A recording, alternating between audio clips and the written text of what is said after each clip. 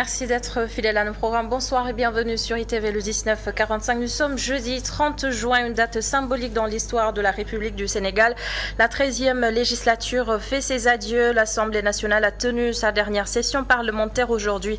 Moussa Fagnas fermait également un chapitre de 10 ans à la tête de l'Assemblée. Une décennie marquée par des hauts et des bas. Beaucoup auront malheureusement retenu des invectives, des bagarres au sein de l'hémicycle. Nous reviendrons aussi sur des affaires judiciaires impliquant des députés, trafic de passeports ou encore une affaire de faux billets. Drame à Kafountine, le bilan n'a pas évolué depuis hier. L'on parle toujours de 15 morts. Cependant, 7 personnes ont été interpellées pour trafic de migrants. L'enquête a permis d'identifier le principal organisateur du voyage actuellement recherché par la gendarmerie. Le sujet écolo de ce soir sur le tourisme à Saly. 2 ans après la restauration de la plage, certains acteurs ont repris leurs activités tandis que d'autres non. Mais l'un comme l'autre, la mer profite pour le moment aux pêcheurs et aux populations.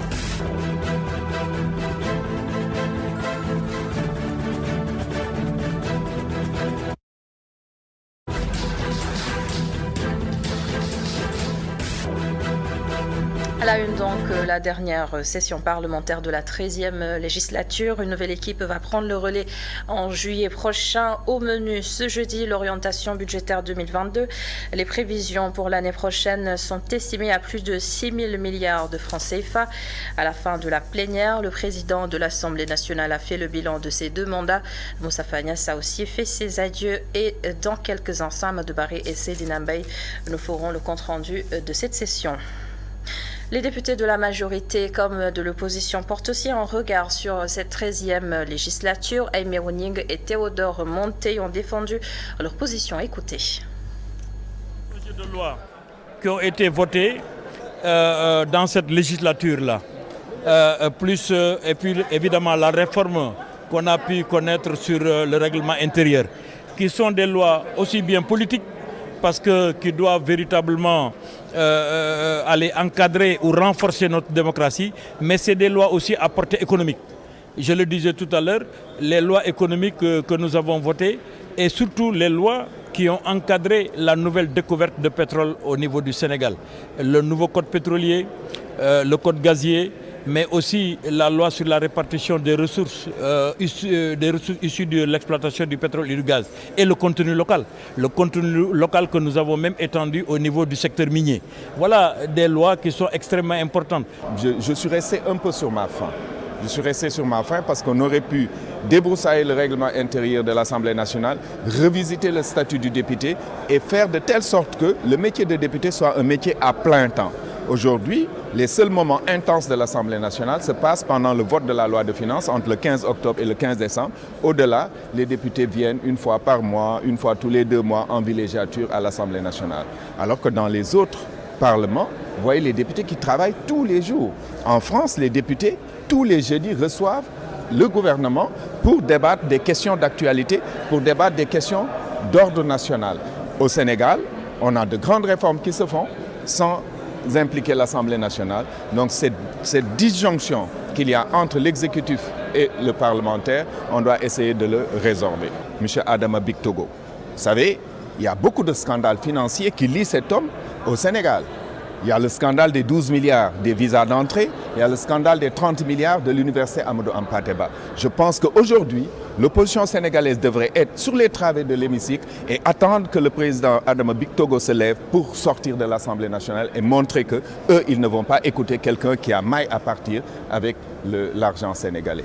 Le bilan de la 13e législature, également évalué par les Sénégalais eux-mêmes, beaucoup saluent le vote de plusieurs projets de loi qui, d'une certaine manière, ont contribué à améliorer les conditions de vie des Sénégalais. D'autres retiennent des scandales au sein de l'hémicycle. Mme Sénéboubabou, Augustin Mondan, reportage.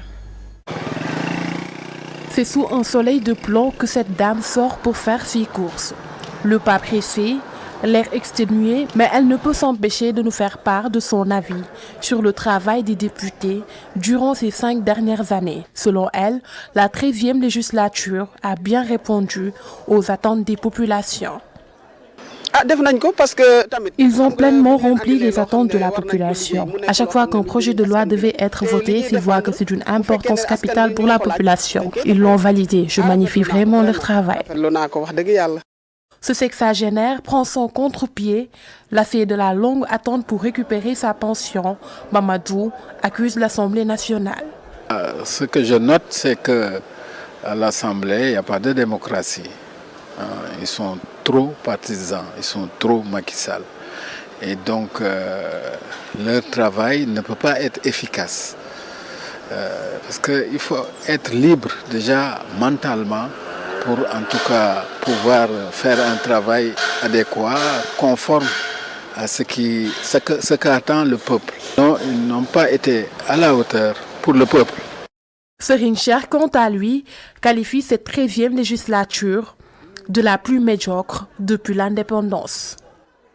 Parce que c'est à cette législature-là qu'on a entendu des députés trafiquants de faux billets, des députés trafiquants de passeports, des députés qu'on accuse sur des cas de viol. Nous ne sommes pas vraiment à la hauteur des attentes, quoi. Le mandat de la 13e législature tire à sa fin et c'est l'heure du bilan. Mais si les populations sont partagées sur son apport, la succession est bientôt ouverte et le combat s'annonce âpre.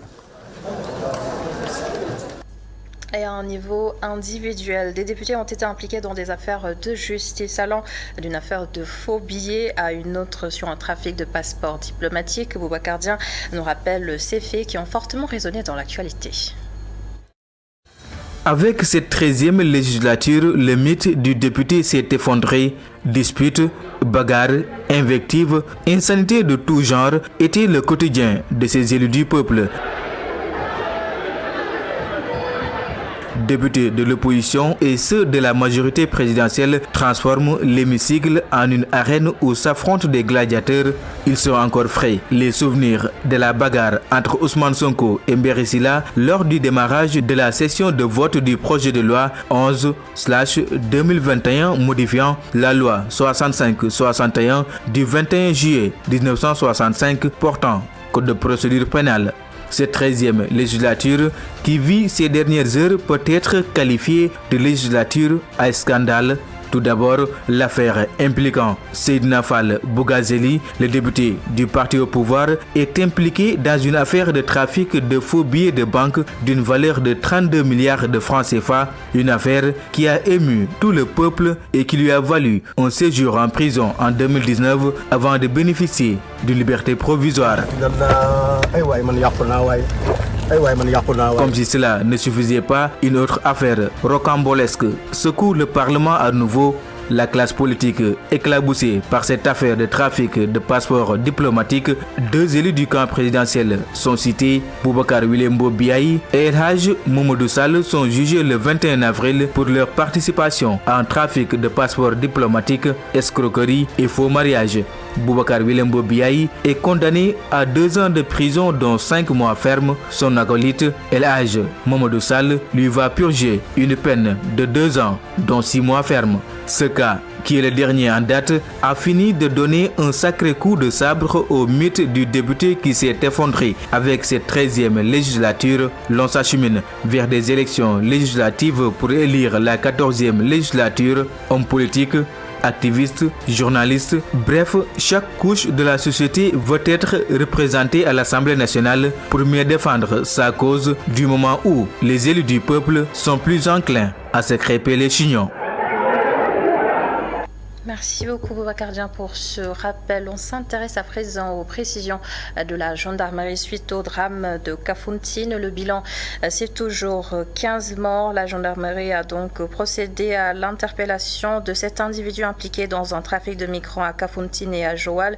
Et pour rappel, dans la journée du 27 juin 2022 à 7h, la brigade de gendarmerie de Diouloulou a été alertée du chavirement et de l'incendie d'une pirogue qui transportait des migrants migrants dans les bolongs de Kassel et Irol dans la commune de Kafountine. Et pour le moment, les opérations de recherche et de sauvetage ont été immédiatement lancées. Elles se poursuivent d'ailleurs.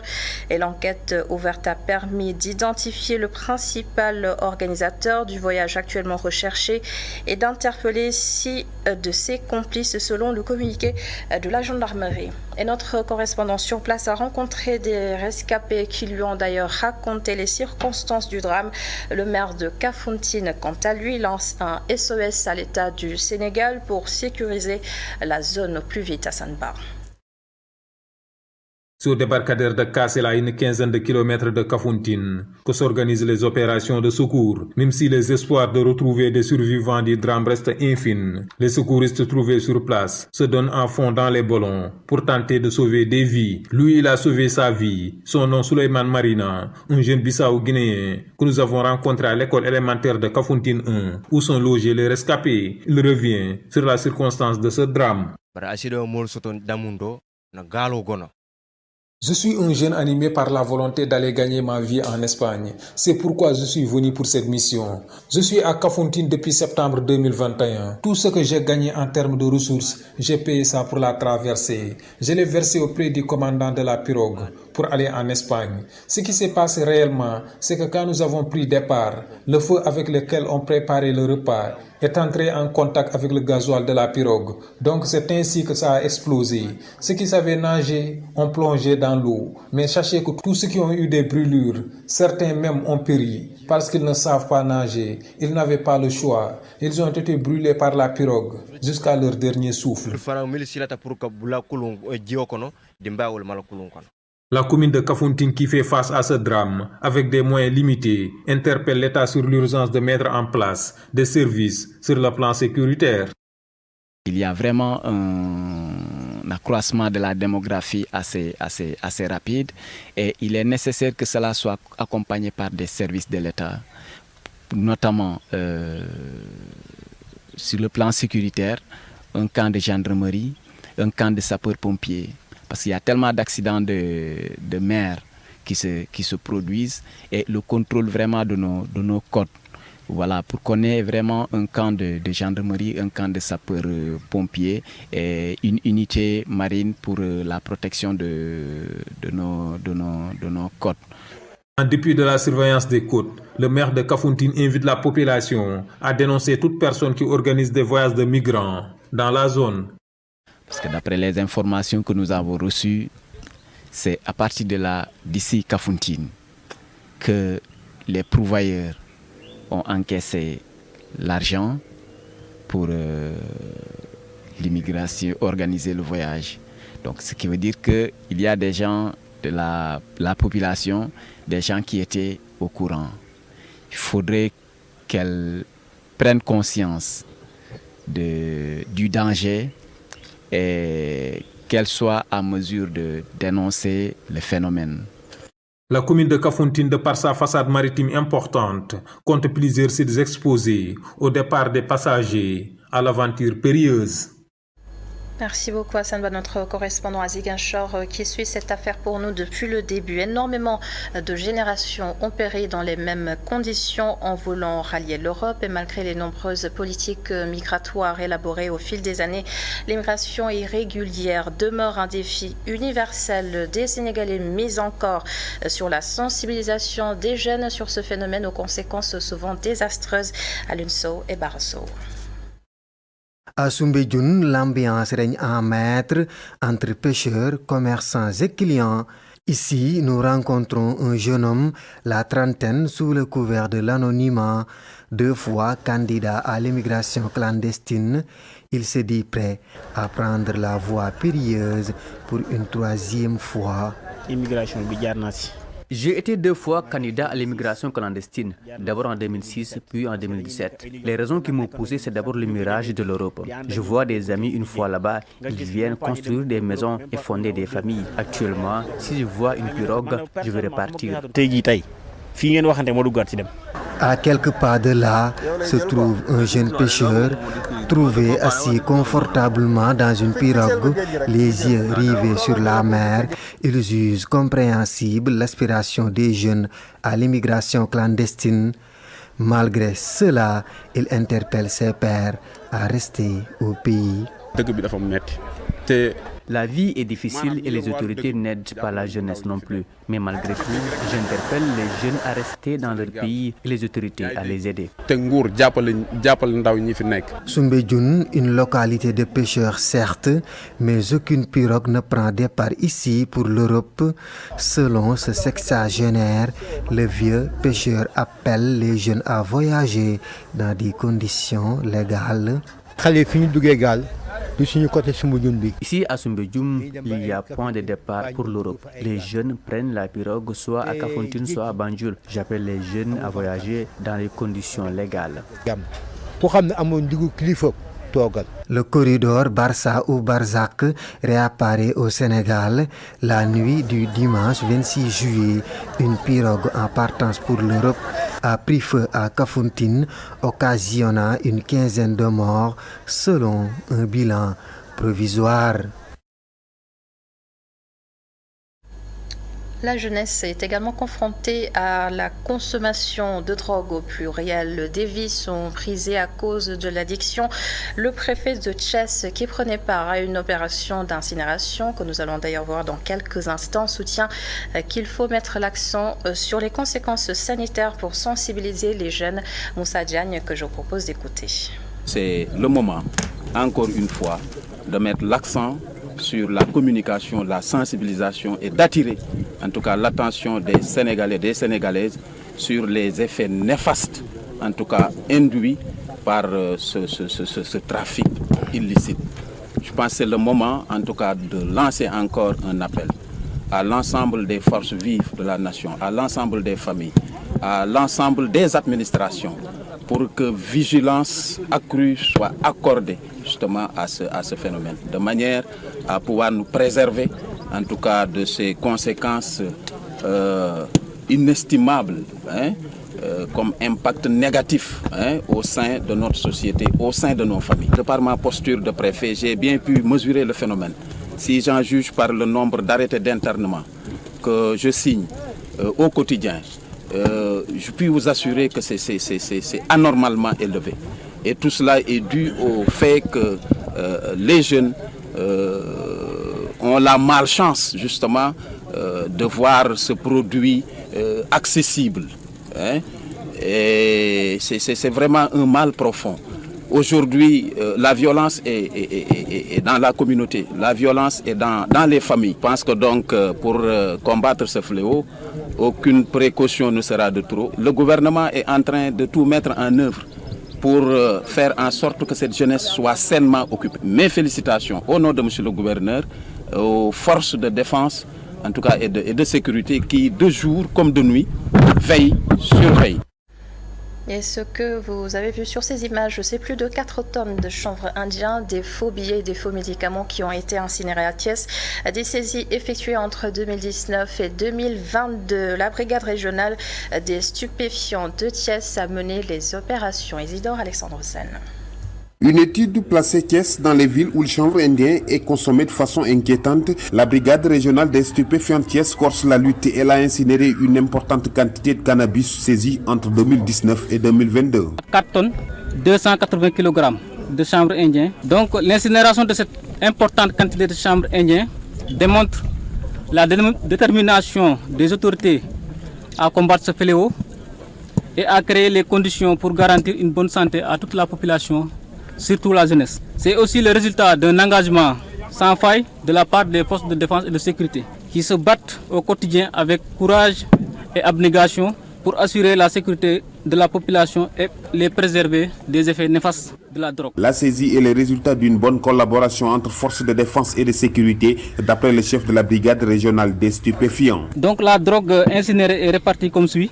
300 kg de chanvre indien mis à notre disposition par l'aire marine protégée de Joal, 1 tonne 200 kg de chanvre indien mise à notre disposition par les commissariats de police de la région de Thiès, et 2 tonnes 717 kg de chanvre indien saisis par la brigade régionale des stupéfiants de Thiès. Pas que de la drogue, les éléments de l'OCRTIS ont mis la main sur de faux médicaments et des billets noirs. 24 80 000 francs de billets noirs ainsi que 41 kilos 300 grammes de faux médicaments. Selon le chef de la brigade régionale des stupéfiants de Thiès, 400 personnes sont interpellées dans le cadre de cette lutte. L'actualité de ce jeudi, c'est aussi cette initiative qui nous vient de Rufisque. Les jeunes de la ville ont créé le mouvement Jeunesse citoyenne rufisquoise. Son rôle, c'est de porter les préoccupations de la population auprès des autorités. Pape Maguey est membre du mouvement. Ses explications recueillies par Baba Karsek. On a essayé ensemble d'identifier les problèmes. Les problèmes, on peut les citer, commençant par le pôle urbain de Diamniadio. Nous avons constaté que la jeunesse rufisquoise ne bénéficie pas d'emploi au niveau du pôle urbain de Diamniadio. Parmi ces problèmes, effectivement, nous pouvons parler de la route nationale qui, depuis pratiquement plus de 10 ans, n'est pas éclairée. Situation que nous jugeons catastrophique. Une route nationale dans le département de Rufisque n'est pas du tout éclairée, cette situation catastrophique. Nous pouvons effectivement parler de l'hôpital Issa Mbargane Diop, dont le plateau médical n'est pas du tout au top. Une situation que nous déplorons par le scanner, par la radio, ça c'est catastrophique. Un hôpital qui existe dans le département de Rufisque, qui est dans la région de Dakar et qui ne bénéficie pas de scanner, encore moins de radio. Il faut que cette situation cesse. Raison pour laquelle on s'est réunis pour identifier et dénoncer les problèmes qui existent. La question que nous nous posons, c'est est-ce que le chef de l'État ne respecte pas suffisamment les Rufisquois ou bien nos porteurs de voix qui ont les possibilités de discuter et d'échanger avec les chefs d'État n'ont pas le culot pour poser les véritables problèmes dont les Rufisquois sont confrontés. Maintenant, à partir d'aujourd'hui, on va saisir directement les chefs de l'État. On va identifier les problèmes, on va communiquer, on va discuter, on va échanger sur les problèmes, saisir les chefs d'État pour que des solutions conformes puissent être trouvées. Retour à présent sur le principal titre de cette édition, la dernière session parlementaire de la 13e législature. Une nouvelle équipe va prendre le relais lors des prochaines élections législatives prévues en juillet prochain. Au menu ce jeudi, l'orientation budgétaire 2022. Les prévisions pour l'année prochaine sont estimées à plus de 6 000 milliards de francs CFA. À la fin de la plénière, le président de l'Assemblée nationale a fait le bilan de ses 2 mandats. Moustapha Niasse a aussi fait ses adieux. Amadou Barry et Seydina Mbaye pour le compte-rendu. Longue standing ovation pour celui qui a dirigé le perchoir pendant 10 longues années. Les parlementaires issus essentiellement de la majorité ont rendu ainsi un hommage solennel au président de la législature sortante. Dans une longue allocution tenue plus tôt, Moustapha Niasse a fait le bilan de la 13e législature, soulignant les efforts accomplis durant les 5 dernières années. À cet égard, ce fidèle parmi les fidèles du chef de l'État dira qu'il laisse une institution qui se porte beaucoup mieux.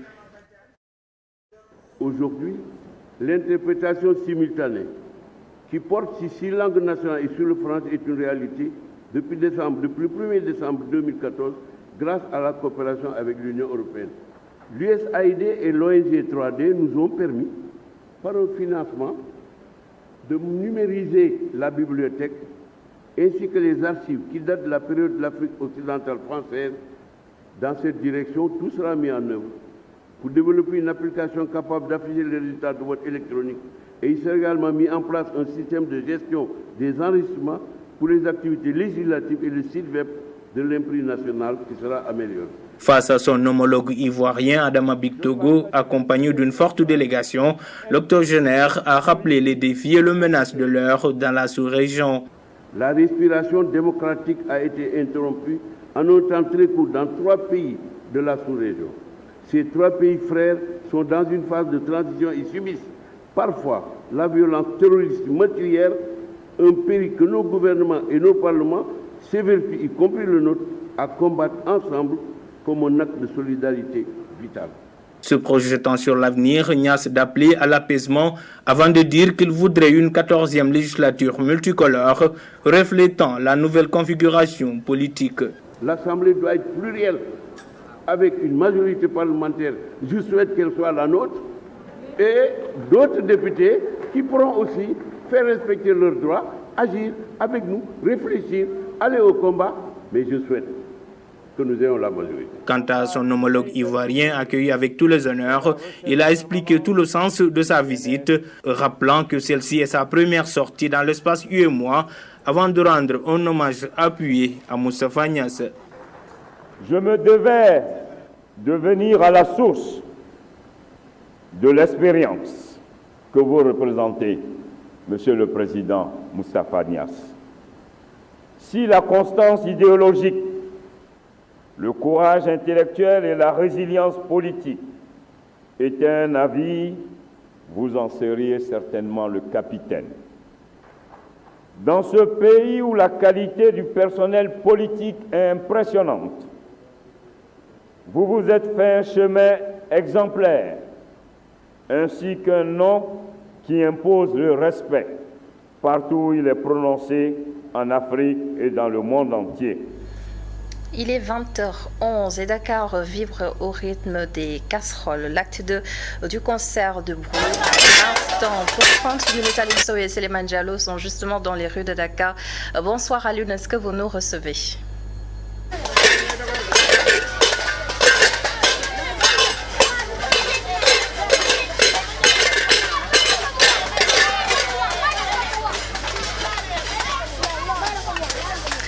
Alioune Sow actuellement dans les rues de Dakar, comme vous le voyez sur ces images, notre reporter Alioune Sow est dans les rues de Dakar pour suivre ce concert de casserole, un nouvel appel de l'opposition sénégalaise. Bonsoir Alioune, et dites-nous ce que vous voyez actuellement.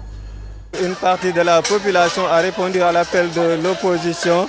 Vous avez sûrement entendu en sourdine les klaxons et aussi le bruit des casseroles et des ustensiles de cuisine. Ça c'est qu'ici, même avant 20h, les gens ont commencé à taper sur leurs casseroles et aussi les taxis, motocyclistes, de même que les voitures ont commencé à faire leurs klaxons juste pour répondre à l'appel de l'opposition qui les avait dit de manifester leur mécontentement de ce qu'ils appellent la malgouvernance du président Macky Sall et aussi la dictature que le président Macky Sall veut instaurer selon les leaders de la coalition de Yewwi Askan Wi. Mais aussi il faut retenir que par rapport à la manifestation précédente, c'est-à-dire le concert de casserole qui s'est passé le 17 juin dernier, les populations étaient sorties massivement, mais actuellement, certes, il y a des hommes et des femmes qui sont sortis, mais la grande remarque, c'est qu'il y a beaucoup d'enfants qui sont sortis ici à Grand Dakar pour participer à l'appel de l'opposition Adam Anouskaba. Merci beaucoup Alioune Sow, notre reporter dans les rues de Dakar. Je rappelle que ce concert de casserole va cette fois durer 30 minutes. La rédaction s'est intéressée à l'impact sonore dans les hôpitaux. Abass Ndao, par exemple, n'est pas loin de l'université Cheikh Anta Diop de Dakar. Accompagnants et patients se bouchent les oreilles. Ils n'ont pas besoin de cette nuisance. Des complaintes recueillies par Mme Abdougaye Kassé un peu plus tôt dans la matinée. Cette dame vient juste de franchir la porte de sortie de l'hôpital Abass Ndao où elle avait un rendez-vous médical pour son garçonnet. La jeune maman n'apprécie aucunement le concert de casserole. Elle l'assimile à de la pollution sonore nuisible à la santé des malades. Avant que la manifestation d'hier ne soit reportée, nous avions peur de sortir de chez nous. Le concert de casserole n'arrange pas non plus les choses. Les enfants et les personnes âgées malades de surcroît en souffrent. Ce n'est pas quelque chose de bien. Je pense qu'il faut revoir cette forme de protestation et privilégier le dialogue.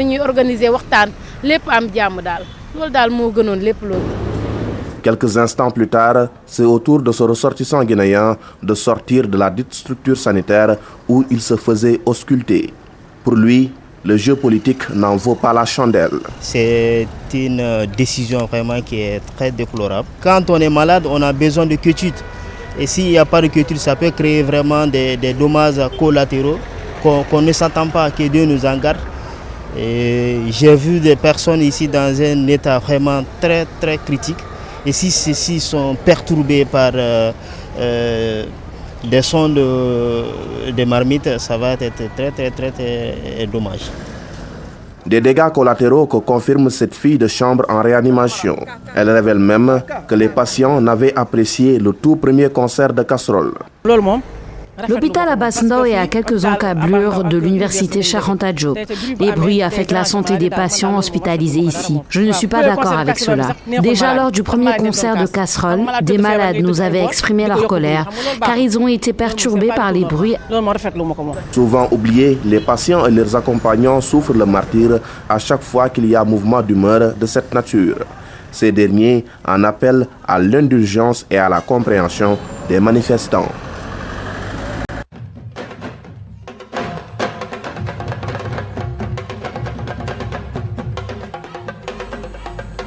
Permettre aux jeunes artistes de montrer leur talent, c'est l'ambition des artistes confirmés de Bargny. La Biennale de l'art africain contemporain était une occasion pour les propulser au devant de la scène. Toubab Dialaw a accueilli l'exposition. Babacar Seck. La Biennale a été une occasion pour propulser les jeunes artistes au devant de la scène. Samba Ndoye, artiste et professeur d'éducation artistique, les a réunis à Toubab Dialaw.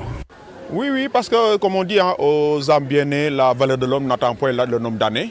Et que voilà, ça c'est des talents purs. Et je pense qu'on n'en disconvient pas, d'après ce que vous avez vu ici. Donc voilà, si on parle de jeunesse, je pense qu'ils ont des arguments à faire valoir. Ils ont vraiment des choses à montrer et que j'ai vu que c'était salutaire. Et pourquoi pas ne pas le temps de la perche, quoi. Et la fille, la dame, c'est Toya, elle est sculpteur. Elle fait des assemblages avec des miroirs. J'ai vu sa palette et j'ai vu qu'elle devait même exploiter ça pour rendre ça plus artistique, quoi. Baba, c'est mon poulain, je peux dire, si tant est encore. Mais Baba, c'est un jeune, c'est un neveu. Et on a des liens de parenté. J'ai vu qu'il a eu ma touche et que je vois bien qu'il a des arguments à faire valoir et un avenir très promettant, quoi. Étudiant à l'Université virtuelle du Sénégal, Babar a exposé sous le thème de la culture lébou. Wow. Les gens nous ont organisé une biennale. Oui, je suis venu ici pour participer, quoi. Oui, j'ai amené mes tableaux. J'ai travaillé sur la culture lébou, tous mes tableaux. De la sculpture au collage, en passant par la peinture, une autre jeune artiste s'est révélée au public. C'est un plaisir avant tout. Et pour ça, j'en remercie Samba. C'est lui qui vaut tout ça au fait. Parce que c'est lui qui nous a promu en tant que jeune artiste. C'est lui qui nous a vus et qui a vu un talent qui est en nous. Et il a voulu réveiller ça. Pour mon art, je fais de la sculpture, je fais aussi du collage. En plus, je fais de la peinture. Je suis polyvalente en tant qu'artiste. En même temps, dans ma vie, je suis maquilleuse. Maquilleuse beauté, maquilleuse art, maquilleuse cinéma. Je touche du tout aux côtés de l'esthétique. D'autres artistes confirmés ont tenu à exposer leurs œuvres. Donc la motivation ne pouvait être que la passion de l'art. C'est ce qui nous a motivés, n'est-ce pas? Qu'on ait un espace ou pas, nous on travaille, n'est-ce pas, les arts depuis, parce que c'est la passion. Donc, et s'il se présente des événements comme le Dakar, n'est-ce pas, on en profite pour montrer un peu de notre travail, c'est ça. Donc, comme chaque artiste travaille sur des thèmes qui lui sont propres, où il se sent le mieux, n'est-ce pas, ou par rapport à son vécu, n'est-ce pas, son enfance, n'est-ce pas, sa vie, son environnement. Donc moi, généralement, j'utilise toutes les techniques de peinture, mais là, présentement, c'est l'acrylique sur toile, plus le collage plutôt, que j'ai utilisé, quoi. Zone touristique par excellence, Toubab Dialaw a besoin d'expositions d'art pour faire sa promotion. Parce que nous savons que Dialaw, Yen surtout, est une zone touristique. Une zone touristique. Et nous voulons faire du tourisme un pilier pour le développement de Dialaw. En plus de la pêche, nous pensons que le tourisme peut être un facteur de développement. C'est la raison pour laquelle nous ne ménagerons aucun effort, non seulement pour soutenir les structures artistiques qui sont là, mais aussi pouvoir propulser les jeunes pour un avenir meilleur. Parce qu'il y a des jeunes qui ont du talent, qui ont les capacités, mais ces jeunes-là manquent d'encadrement. Ce qu'on va faire, on va les accompagner sur le plan de l'organisation, mais aussi sur le plan de la formation. Parce qu'ils ont besoin d'être formés, d'être canalisés, pour que leur talent puisse se réveiller un jour. Et nous comptons véritablement sur les organisateurs, ensemble, pour qu'on puisse donc réussir ce pari. Au-delà de la biennale, les jeunes artistes comptent se faire voir davantage dans leurs différentes localités.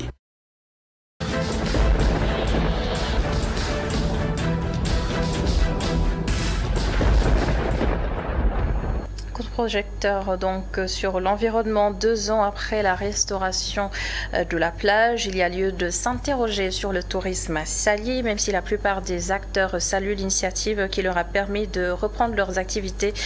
D'autres ont toujours la clé sous le paillasson. Entre les deux, les populations pêcheurs pour la plupart profitent à fond des largesses de la mer. Papi Pramanjay.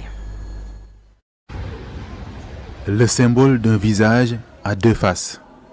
De l'intérieur, ce réceptif offre une vue imprenable sur la plage de Saly, mais l'extérieur nous permet de découvrir la réalité d'un endroit qui a fermé ses portes depuis des années, un réceptif à l'agonie.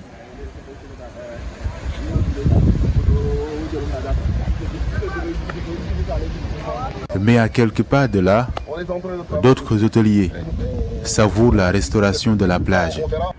Des brises-lames et épis qui ont permis de récupérer 7 km de long et 50 mètres de large. Tu vois, même là où actuellement on est en train de faire l'interview, l'eau était en train d'accéder directement dans l'hôtel. Et vous voyez maintenant que là où nous sommes, c'est très bien aménagé. Et il y a une 50aine de mètres de plage après nous. Donc je vois que ça c'est vraiment extraordinaire. On ne pouvait pas avoir meilleur cadeau que ça. Un projet pour le développement du tourisme et des entreprises contre l'avancée de la mer.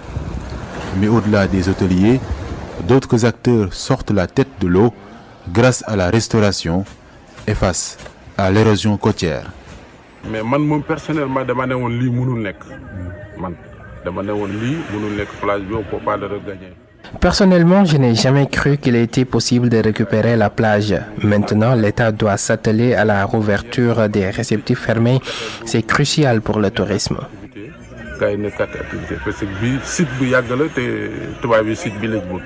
Pour attirer davantage de touristes, les guides souhaitent aujourd'hui une gestion écologique des déchets.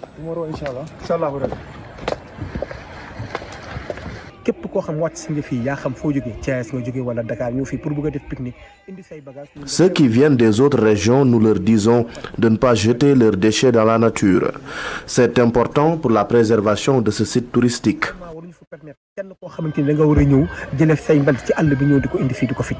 Au total, ils sont 12 brises-lames et 7 épis pour freiner les vagues de Saly. Des roches visiblement solides pour permettre aux populations de profiter de la mer jusqu'au coucher du soleil.